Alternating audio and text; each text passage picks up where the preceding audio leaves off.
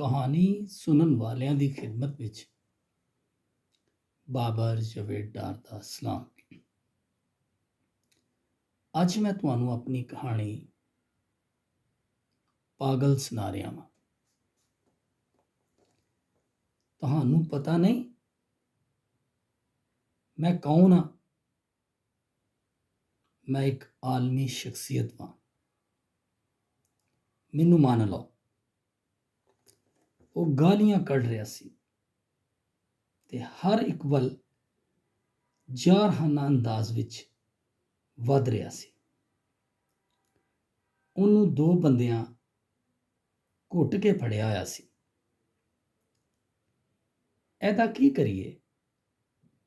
ਮਿਰਜ਼ਾ ਰੋਹੇਲ ਨੇ ਮੈਨੂੰ ਪੁੱਛਿਆ। ਇਹਨੂੰ ਡਾਕਟਰ ਜ਼ਫਰ ਕੋਲ ਲੈ ਜਾਣੇ ਵਾ। ਉਹ ਡਾਕਟਰ ਵੀ ਹੈ ਤੇ ਮਾਹਿਰ ਨਫਸਿਆਤ ਵੀ। ਮੈਂ ਆਖਿਆ। ਕੁਝ ਦੇਰ ਬਾਅਦ ਅਸੀਂ ਡਾਕਟਰ ਜ਼ਫਰ ਦੇ ਕੋਲ ਸਾਂ। ਦੋ ਬੰਦਿਆਂ ਹਾਲਾਂਕਿ ਉਸ ਬੰਦੇ ਨੂੰ ਫੜਿਆ ਹੋਇਆ ਸੀ। ਇਹਨੂੰ ਕਿਉਂ ਫੜਿਆ ਜੇ? ਇਹਨੂੰ ਛੱਡ ਦਿਓ, ਡਾਕਟਰ ਜ਼ਫਰ ਨੇ ਆਖਿਆ। ਉਸ ਬੰਦੇ ਨੂੰ ਛੱਡ ਦਿੱਤਾ ਗਿਆ। ਡਾਕਟਰ ਹੋਰੀ ਟੀਕਾ ਭਰ ਕੇ ਉਹਦੇ ਵੱਲ ਆਏ। ਉਹ ਉਸ ਬੰਦੇ ਨੂੰ ਟੀਕਾ ਲਾਉਣ ਦੀ ਤਿਆਰੀ ਕਰ ਰਹੇ ਸਨ ਤੇ ਉਹਨੇ ਇੱਕ ਜ਼ੋਰਦਾਰ ਮੁੱਕਾ ਡਾਕਟਰ ਸਾਹਿਬ ਦੇ ਨੱਕ ਤੇ ਮਾਰਿਆ। ਉਹਨਾਂ ਦੇ ਨੱਕ ਤੋਂ ਖੂਨ ਵਹਿਣਾ ਸ਼ੁਰੂ ਹੋ ਗਿਆ।